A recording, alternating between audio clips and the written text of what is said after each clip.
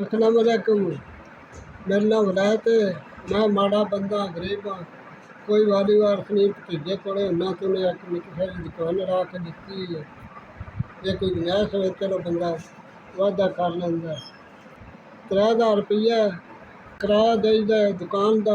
अगों बनदा इतना है नहीं, कदे देन हुंदा कदे नहीं देन हुंदा। कोई वाली वारस नहीं, कोई लगदा ला नहीं। और ये भतीजे कोले हुन्ना उन्हें दुकान निक्की सारी ला के दित्ती हो, चलो इतना आसरा बने रहे। लोड़ होए तो ना फिर कपड़ा लैन हुंदा ना टाकी। आज थोड़ा जिहा सौदा पै जाए दुकान में, चलो मेरा भी कोई आसरा बन जाए।